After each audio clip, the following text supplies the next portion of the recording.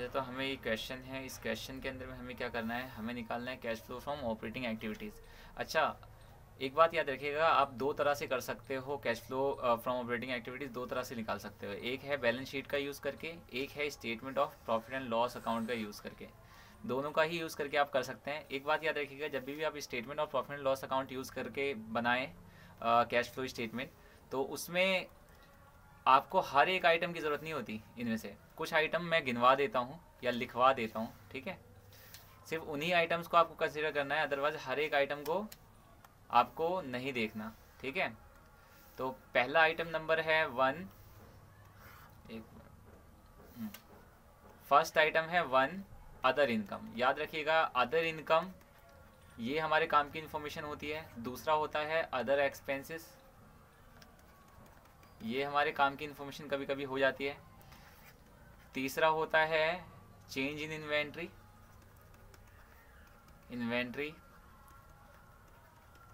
इसके अलावा फोर्थ जो होता है वो होता है डेप्रिसिएशन एंड अमोर्टाइजेशन एक्सपेंस।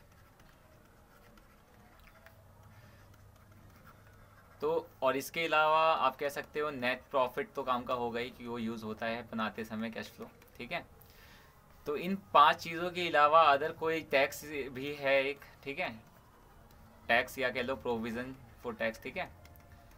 इनके अलावा किसी और चीज़ की ज़रूरत नहीं पड़ती। वो भी याद रखिएगा, other income and other expense में आपको डायरेक्ट इनका यूज़ नहीं करना होता। अगर working note given, sorry note to accounts में गिवन है ये दोनों चीज़ें, तो आपको वही आइटम सेलेक्ट करने होते हैं इनमें से जो कि हमारे काम के हैं। जो मिलेंगे आइटम कहाँ पे, नोट टू अकाउंट्स में। इनकेस मान लो नोट टू अकाउंट्स में इनकी कोई जानकारी नहीं है तो इनका भी कोई यूज़ नहीं करेंगे हम, ओके। बाकी नॉर्मली याद रखिएगा, ये अदर इनकम अदर एक्सपेंस, अगर नोट टू अकाउंट्स में इनका लिखा हुआ है other income and other expense में कौन कौन सी चीज़ें हैं और वो हमारे काम से रिलेटेड है, ठीक है, कैश फ्लो बनाने से रिलेटेड, तब तो हम उसका यूज़ करेंगे ऑपरेटिंग एक्टिविटी निकालते समय।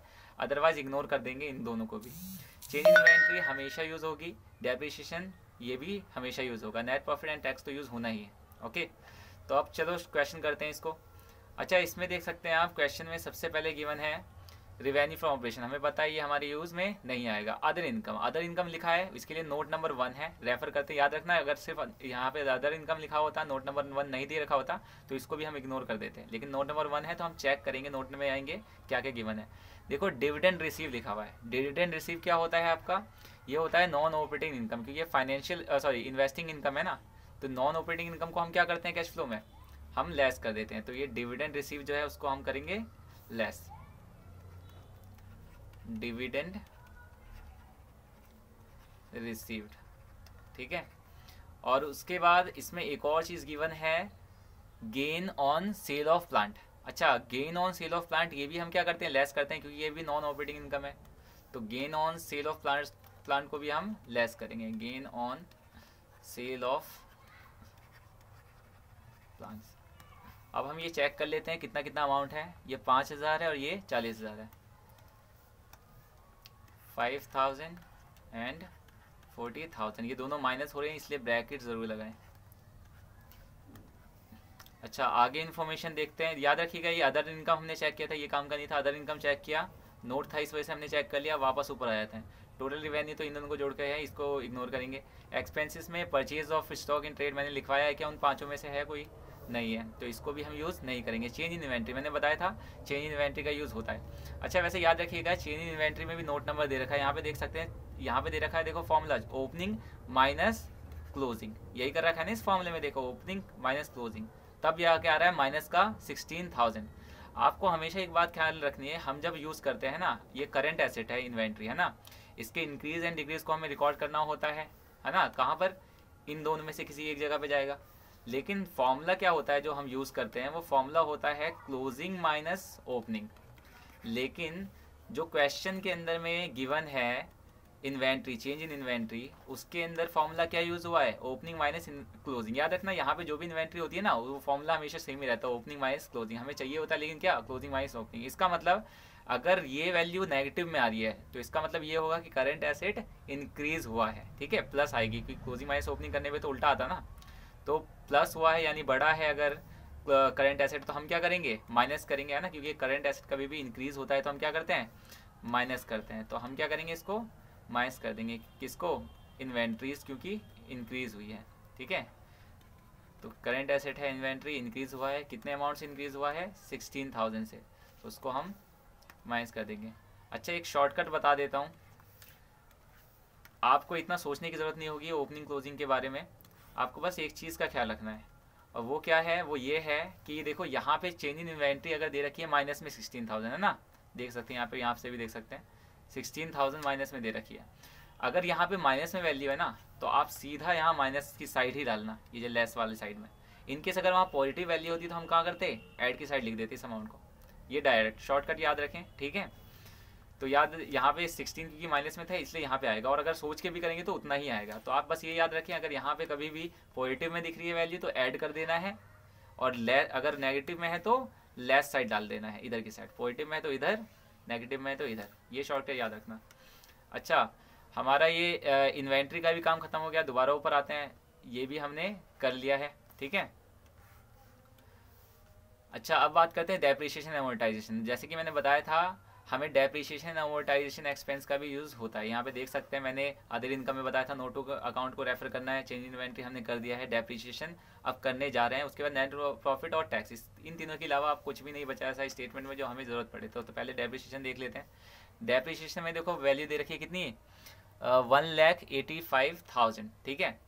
तो 1,85,000 डेप्रिसिएशन अमोर्टाइजेशन एक्सपेंस है। हमें पता है ये एक नॉन कैश एक्सपेंस है, और नॉन कैश एक्सपेंस को हम क्या करते हैं, हम नॉन कैश एक्सपेंस को ऐड कर देते हैं। 1,85,000 है, इसको क्या करेंगे, हम ऐड करेंगे। क्यों? क्योंकि ये डेप्रिसिएशन एंड अमोर्टाइजेशन है, एक्सपेंस है, नॉन कैश, ठीक है। यहाँ पे सिर्फ डेप्रिसिएशन एक्सपेंस लिख रहा हूँ, आप समझ जाना, ठीक है। अच्छा, अब बात करते हैं अदर चीज़ों की। अदर एक्सपेंस में मैंने जैसे कि बताया था, अदर एक्सपेंस कभी भी दे रखा हो डायरेक्ट नहीं लेना है। अगर नोट टू नंबर दे रखा है तो नोट की तरफ आना है, देखना है उसमें है क्या क्या चीज़ हमारे काम की, सिर्फ वही चीज़ें उठानी है, हर चीज़ नहीं। अच्छा, ऑफिस एक्सपेंस से कोई मतलब है हमें अब तक ऑपरेटिंग एक्टिविटी इनडायरेक्ट मेथड में? नहीं, इसकी बात ही हमने नहीं करी, तो इग्नोर करो इसे। सेलिंग एक्सपेंस की बात नहीं करी। Loss on sale of asset, आपको पता है जब भी लॉस होता है सेल ऑफ एसेट पे, तो वो हमारा नॉन ऑपरेटिंग लॉस है, और नॉन ऑपरेटिंग लॉसेस को भी हम एडजस्ट करते हैं ऐड करके, है ना। तो 36,000 रुपये को हम क्या करेंगे, ऐड कर देंगे। 36,000 को कर देंगे हम ऐड। क्यों कर रहे हैं ऐड? क्योंकि ये loss on sale of asset है, ठीक है। अब ये मशीनरी का था या कुछ भी, मैंने एसेट लिख दिया, हाँ एसेट ही है। तो देखिए अब तक ये भी डन हो चुका है, ठीक है। अब बात करते हैं प्रॉफिट। अच्छा, ये याद रखिएगा, यहाँ पे देखिए हमें क्या होता था, हमें जो नेट प्रॉफिट बिफोर टैक्स चाहिए होता है ना, कैश फ्लो में सबसे ऊपर हमें यही चाहिए होता है, नेट प्रॉफिट बिफोर टैक्स। अच्छा, before tax and extraordinary item, है ना। उसके लिए हम क्या करते थे, पहले सारी चीज़ें जो भी माइनस की गई थी चीज़ें, डिविडेंड हो या इंट्रिव डिविडेंड हो, वो सारी चीज़ें माइनस कर देते हैं। इसके बाद है ना, जो अमाउंट बचता था सरप्लस कहलाता था, उसको हम रिवर्स करते थे यहाँ पहुँचने के लिए, है ना। लेकिन हमें पता है इस क्वेश्चन में तो डायरेक्ट वो वैल्यू दी हुई है ना, तो जब डायरेक्ट वैल्यू दी हुई है provision for tax before tax, तो हम क्या करेंगे, इस डायरेक्ट वैल्यू को ही लिख देंगे, है ना, यूज़ कर लेंगे। तो कितना है ये, 2,44,000। तो प्रॉफिट बिफोर टैक्स की वैल्यू डायरेक्ट यहाँ पे आप लिख सकते हैं कितना, 2,44,000। देख लेते हैं, 2,44,000, ठीक है। यहाँ पे हमने डायरेक्ट क्यों लिखा, क्योंकि हमें प्रॉफिट बिफोर टैक्स चाहिए होता है, और जब इनकम स्टेटमेंट गिवन होता है क्वेश्चन में, तो उसमें डायरेक्ट वो वैल्यू लिखी ही होती है। जब वो लिखी हुई है तो हमें निकालने की ज़रूरत पड़ेगी ही नहीं। तो ये चीज़ याद रखिएगा, ये थोड़ा फ़ायदा होता है कि हमें ज़्यादा मेहनत करने की ज़रूरत नहीं होती प्रॉफिट बिफोर टैक्स निकालने की। हाँ, अगर extra ordinary item other expenses वगैरह में या अदर इनकम में मिल जाता है तो उसको भी एडजस्ट करते हैं उसमें, लेकिन अदर चीज़ों को जैसे प्रोविजन फॉर टैक्स है, डिविडेंड है, इंटरिम डिविडेंड और भी अदर चीज़ों को यहाँ पे एडजस्ट करने की हमें ज़रूरत नहीं पड़ेगी, क्योंकि हमने पहले ही रिवर्स यहाँ पे वैल्यू हमें वो पता है, ठीक है। अच्छा, अब बात करते हैं, यहाँ पे प्रोविज़न गिवन है, provision for tax. Provision for tax को हम यूज़ करते, लेकिन किस लिए यूज़ करते, प्रॉफिट बिफोर टैक्स निकालने के लिए, लेकिन हमें तो पहले से ही पता है ना, तो इसका यूज़ यहाँ पे नहीं होगा। अच्छा, हमें लेकिन ये पता है कि टैक्स का तो यूज़ होता है ना, लेकिन क्योंकि टैक्स जो पे करते हैं हम उसको माइनस करते हैं नेट टैक्स पेड को। यहाँ पूरे क्वेश्चन में टैक्स पेड की जानकारी दी ही नहीं हुई है। और जैसा कि मैंने बताया था, जब सिर्फ प्रोविजन फॉर टैक्स की वैल्यू गिवन हो तो हम ये, और टैक्स पेड की ना गिवन हो वैल्यू, तो हम ये एज्यूम कर लेते हैं जितना प्रोविजन फॉर टैक्स होगा उतना ही क्या होगा, उतना ही टैक्स पेड की वैल्यू भी होगी। तो कितनी है ये 64,000। तो इस टैक्स पेड मान करके 64,000 को हम क्या करेंगे, माइनस करेंगे 64,000। ठीक है, तो इसको हम करेंगे माइनस। तो अब तक हमने क्या करा है, हमने यहाँ तक क्लियर कर लिया है। ठीक है, इस पूरे स्टेटमेंट का यूज़ कर लिया है। बहुत ही आसान था, बस जो जो आइटम्स मैंने तुम्हें बताए हैं सिर्फ उसी का यूज़ करना है इनकम स्टेटमेंट में। वो आइटम्स ये हैं। ठीक है, तो इनको लिख लेना, इन्हीं आइटम्स का यूज़ होना है। इन दोनों को तभी यूज़ करना है जब नोट टू अकाउंट्स में काम की इन्फॉर्मेशन दी हो, वरना अगर सिर्फ ये लिखे हुए डायरेक्ट और नोट टू अकाउंट्स नहीं गिवन है तो इग्नोर करना है इन दोनों को भी। ठीक है, अच्छा अब बात करते हैं अदर चीज़ों की। यहाँ देखो, ये पूरा तो ख़त्म, इसी के नोट्स थे तो ये भी ख़त्म। अब यहाँ पे डायरेक्ट आ जाते हैं। यहाँ पे कितना क्या दे रखा है, ट्रेड पेएबल। ट्रेड पेएबल एक करंट लायबिलिटी है। बैलेंस दे रखा है 2018 का और 2019 का, यानी ओपनिंग बैलेंस ये है, क्लोजिंग ये है। देखो 2.5 लाख से 2,78,000 हो गया, यानी कि 28,000 क्या हो गया है, बढ़ गया है। ठीक है, अच्छा उसके बाद ट्रेड रिसीवेबल भी है। 4,15,000 था पहले वैल्यू, अब कितना हो गया है 52,000, यानी कि 37 वैल्यू इसकी भी बढ़ गई है ना। करंट एसेट एट रिसीवेबल इसकी वैल्यू भी बढ़ चुकी है। अगर करंट लायबिलिटी की वैल्यू बढ़ती है तो हम क्या कर देते हैं, ऐड कर देते हैं। तो इसलिए हम इसको करेंगे ऐड। कितना था 28,000 है ना, 28,000 ऐड कर देंगे। क्यों ऐड कर रहे हैं, क्योंकि ये ट्रेड पेएबल की वैल्यू बड़ी है, ट्रेड पेएबल्स। अच्छा अब बात करते हैं करंट एसेट। ट्रेड रिसीवेबल की वैल्यू ये करंट एसेट है, बढ़ रहा है, हम क्या करेंगे, इसको माइनस करेंगे। तो 37,000 को हम क्या करेंगे, माइनस करेंगे। क्यों कर रहे हैं 37,000 को माइनस, क्योंकि ट्रेड रिसीवेबल एक करंट एसेट है और वो इंक्रीज हो रहा है, जैसे कि हमने यहाँ पहले भी लिख रखा है, तो हम इसको माइनस ही करेंगे। ठीक है, अच्छा देखिए और कोई वैल्यू तो गिवन नहीं है, कोई भी इन्फॉर्मेशन इसके अंदर नहीं है पूरे में, है ना, क्योंकि ये इन्फॉर्मेशन थी, इसी से रिलेटेड नोट टू अकाउंट्स था, ये भी हमने कर लिया कंप्लीट, ये भी कर लिया, सारी चीज़ें कंप्लीट हो चुकी है। अब बस हमें क्या करना है, क्लोज करना है ना कैश फ्लो स्टेटमेंट को। अब देखो ये 2,44,000 है, यहाँ पे माइनस के 2 आइटम्स हैं, यहाँ पे 2 आइटम प्लस के हैं। अच्छा ये दोनों को प्लस करोगे आप कितना, डिविडेंड रिसीव 5,000 था, 5,000 ही था, चेक कर लो एक बार, 5,000 था ये 40, ठीक है। इन दोनों को करोगे 45,000 आएगा। 45,000 अगर आप 85 में से माइनस करोगे 40,000, 1,40,000 एंड 1,76,000 है ना। इन दोनों को जब प्लस करोगे आप कितना आएगा 50, 2.5 लाख, 2.5 लाख हो गया और 3.5 लाख, 4,20,000, 4,20,000 आएगा। नहीं आएगा ना, लेट मी चेक, 0,1789, ठीक है, हाँ ठीक है, 4,20,000। अच्छा ये 28,000 है, ऐड होगा, और ये दोनों क्या होंगे, लेस होंगे। ये है कितना बन रहा है, ये 43 एंड 53 हो। ठीक है, इन दोनों को ऐड करेंगे तो 53 आ रहा है, क्योंकि ये लेस करना है इसलिए ब्रैकेट में अमाउंट लिखना मत भूलना कभी भी कोई लेस आइटम हो तो। अच्छा इन दोनों को अगर आप ऐड करें तो कितना होगा 4 लाख, एंड इन दोनों को ऐड करोगे बनेगा 4,48,000 है ना। 4,48,000 में 53,000 माइनस करोगे, 58,000 माइनस करो, 3,95,000 बचेगा ना। देख लेते हैं वो चेक करके, बिना क्या 5 9, ठीक है। तो 3,95,000 बच गया। अब बात करते हैं, इसको भी माइनस करना है तो ये कितना बचेगा, देखिए 3,95,000 है, 64,000 माइनस करना है, 30,000, 30, 31, कितना बच रहा है ये 3,95,000 माइनस 64,000,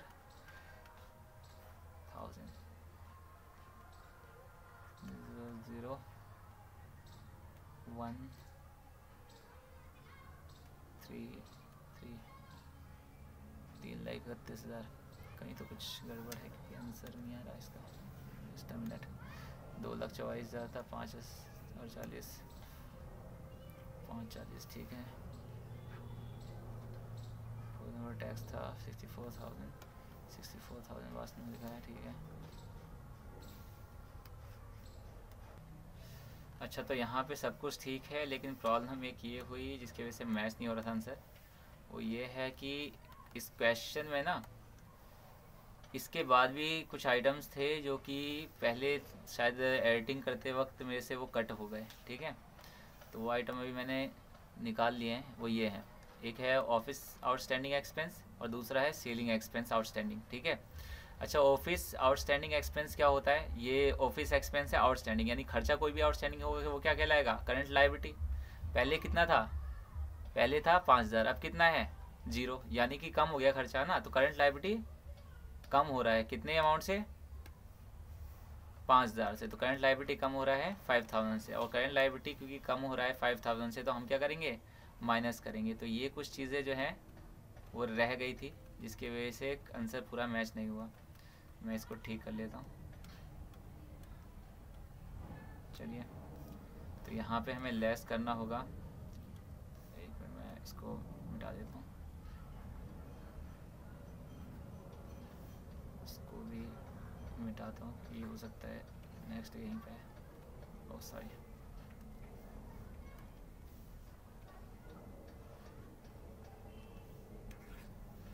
ठीक। अच्छा, तो 5,000 से कम हो रहा था ऑफिस एक्सपेंस आउटस्टैंडिंग, इसलिए हमने क्या करा? माइनस कर दिया। क्यों करा माइनस? क्योंकि करंट लायबिलिटी है और ये कम हो रही है। अच्छा, अब बात कर रहे हैं दूसरे आइटम की, वो है सेलिंग एक्सपेंस आउटस्टैंडिंग। ये भी आउटस्टैंडिंग है, ये भी क्या है? Current liability. अब देखते हैं बढ़ रहा है घट रहा है। पहले 22,000 था, अब कितना हो गया?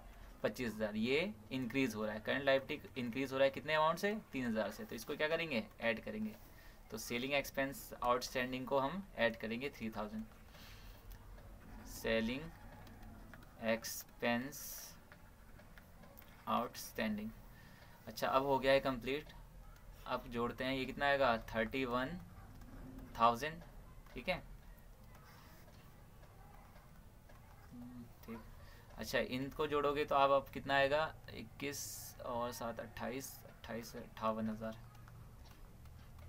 ये है माइनस, ठीक है।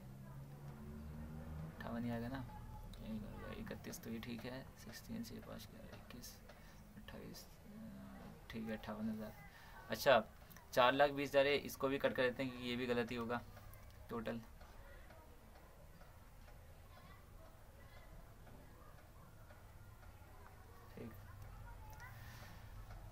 31,000 माइनस 58,000 करते हैं और 4,00,000। अच्छा, ये हो गया। इन दोनों को जोड़ेंगे आएगा 451,000, और 51,000 माइनस कर दो उल्टा इसमें। 51,000 तो यहीं से माइनस हो जाएगा और 7 बचेगा। 7 और माइनस कर दो, कितना आएगा? 3,93,000 है ना। देख लेते हैं एक बार। 4,51,000 और 58,000 माइनस करना। 4,51,000 से 58 माइनस करना।